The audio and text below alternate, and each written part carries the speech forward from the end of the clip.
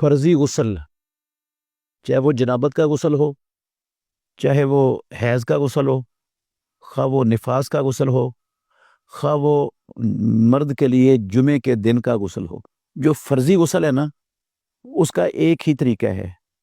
وہ طریقہ میں آپ کے سامنے رکھتا ہوں۔ یہ طریقہ صحیح بخاری شریف کتاب الغسل کی احادیث کا خلاصہ ہے جو میں آپ کے سامنے رکھ رہا ہوں۔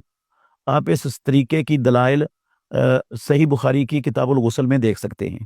سارے دلائل آپ کو مل جائیں گے، ساری باتیں یہ صحیح بخاری سے ہی میں نے نکالی ہوئی ہیں۔ سب سے پہلے اگر انسان کے جسم پر کوئی علائش لگی ہو تو اس کو دھو دینا چاہیے۔ استنجا کی ضرورت ہو تو استنجا کر لینا چاہیے، اور اگر کوئی علائش نہیں ہے، استنجا کی ضرورت نہیں ہے، تو پھر جسم کے مخصوص حصے کو دھونا یا استنجا کرنے کا کوئی مسئلہ اسلام میں نہیں ہے۔ پھر اپنے ہاتھوں کو برتن میں، ٹب میں، بالٹی میں ڈالنے سے پہلے اپنے ہاتھوں کو دھونا چاہیے باہر۔ ہاتھوں کو دھونے کے بعد پھر آپ اس طرح وضو شروع کریں گے جس طرح نماز کا وضو ہوتا ہے، اور نماز کا وضو ہر مسلمان کو معلوم ہے، ہر مسلمان کو پتہ ہے کہ نماز کا وضو کیسے ہوتا ہے۔ رسول مکرم صلی اللہ علیہ وسلم نے ایک تو نیت شرط ہے، فرض ہے وضو میں، کیونکہ کوئی بھی اسلام کا عمل ہے وہ نیت کے بغیر نہیں ہوتا۔ بندے کے دل میں نیت ہو کہ میں طہارت حاصل کرنے کے لیے غسل کر رہا ہوں، یہ نیت ہونی چاہیے۔ وہ نیت ہے ہی نہیں کوئی بھی، ویسے ہی ٹھنڈا ہونے کے لیے یا ویسے ہی رواج اور رسم کے طور پر وہ اپنے اوپر پانی ڈال رہا ہے تو وہ غسل نہیں ہوگا اس کا۔ نیت ہو، پھر بسم اللہ پڑھے۔ نیت دل کے ارادے کا نام ہے، زبان سے نیت کوئی نہیں پڑھی جاتی، نہ غسل کی، نہ وضو کی، نہ نماز کی، نہ حج کی، نہ عمرے کی، نہ اور کسی دنیا کی عبادت کی۔ نیت زبان سے نہیں پڑھی جاتی، نیت دل کے ارادے کا نام ہے، یہ بھی بات ذہن میں رکھنی چاہیے۔ پھر بسم اللہ پڑھے، کیونکہ رسول مکرم صلی اللہ علیہ وسلم کا حکم ہے توضؤ بسم اللہ، اللہ کے نام کے ساتھ وضو کرو، اور رسول مکرم صلی اللہ علیہ وسلم جس کام کا حکم دے دیں وہ کام کرنا فرض ہو جاتا ہے۔ اور حسن لغیرہ کے درجے کی ایک اور بھی حدیث ہے، رسول اللہ صلی اللہ علیہ وسلم نے فرمایا کہ لا وضوء لمن لم یذکر اسم اللہ علیہ، اس انسان کا وضو نہیں ہے جس نے وضو پر اللہ کا نام نہ لیا۔ تو بسم اللہ کہنا ہے، پورا بسم اللہ الرحمن الرحیم پڑھنے کی ضرورت نہیں ہے، بس صرف بسم اللہ کہنا ہے۔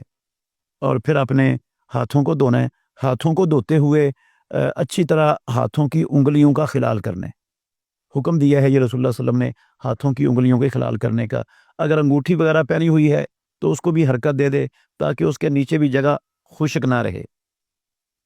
پھر اپنے چلو، دائیں ہاتھ سے چلو میں پانی بھرنا ہے، اور کچھ پانی منہ میں ڈال لینا اور کچھ ناک میں کھینچ لینا ہے۔ پھر منہ والا پانی حرکت دے کر پھینک دینا ہے، اور پھر بائیں ہاتھ سے ناک کو جھاڑ دینا ہے۔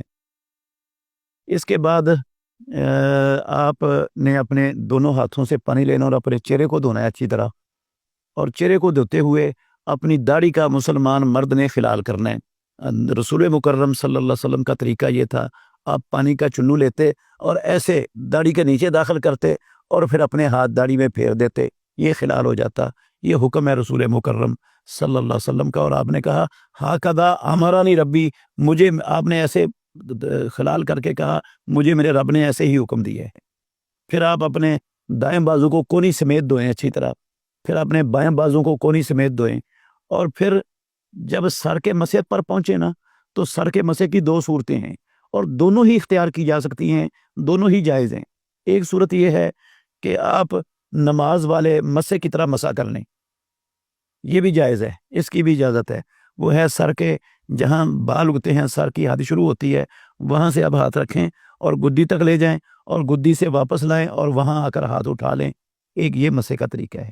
دوسرا مسے کا طریقہ فرضی غسل کے اندر یہ ہے کہ اپنی انگلیوں کو تر کریں پانی سے اور اپنے بالوں کی جڑوں میں پھیریں اچھی طرح، اتنا کو کریں کہ آپ کو غالب گمان ہو جائے بالوں کی جڑیں اور سر کی جلد تر ہو گئی ہے۔ پھر آپ اپنے دونوں ہاتھوں کا لپ بنیں، دونوں ہاتھوں کا لپ بنیں اور اپنے سر کی دائیں جانب ڈال دیں، جو دائیں کان، دائیں کندھے اور دائیں سائڈ پر گر جائے گا۔ پھر ایک دوسرا لپ بھریں اور بائیں سائڈ پر، سر کی بائیں سائڈ پر ڈال دیں، جو بائیں کان، کندھے اور بائیں سائڈ پر گر جائے گا۔ پھر آپ تیسرا لپ بھریں دونوں ہاتھوں کا، اور تیسرا لپ بھر کر آپ اپنے سر کے درمیان میں ڈال دیں۔ اور پھر اپنے سارے سر پر سارے جسم پر پانی بہا دیں، اور پاؤں، اگر آپ ایسی جگہ پر کھڑے ہیں جہاں غسل کا پانی نیچے کھڑا نہیں ہوتا، نیچے ٹائلیں لگی ہوئی ہیں، فرش لگا ہوا ہے، ساتھ ساتھ پانی بہتا جا رہا ہے، اگر آپ ساتھ بھی اس عمل کے بعد پاؤں دھو لیں تو یہ بھی جائز ہے۔ اور اگر آپ نیچے پانی کھڑا ہوتا ہے یا آپ کو وسوسوں کا خطرہ ہے کہ کہیں گندا پانی میرے پاؤں کو نہ لگ گیا ہو، تو پھر واش روم سے باہر نکل کر اپنے پاؤں دھو لیں، تو یہ آپ کا فرضی غسل مکمل ہو جائے گا۔ رسول مکرم صلی اللہ علیہ وسلم کا یہی طریقہ تھا، آپ ایسے طریقے سے ہی غسل کرتے تھے۔ یہ طریقہ ہماری ماں میمونہ رضی اللہ عنہ، عائشہ رضی اللہ عنہ، ام سلمہ رضی اللہ عنہ کی صحیح احادیث جو بخاری شریف کتاب الغسل کے اندر ہیں، ان کے اندر یہ سارا طریقہ موجود ہے۔ میں نے انہی سے یہ ساری باتیں آپ کے سامنے رکھی ہیں۔ اللہ تعالی ہمیں نبی مکرم صلی اللہ علیہ وسلم کا طریقہ اپنی زندگی کے ہر قدم پر، ہر معاملے میں اختیار کرنے کی اور اس طریقے سے محبت کرنے کی توفیق عطا فرمائے۔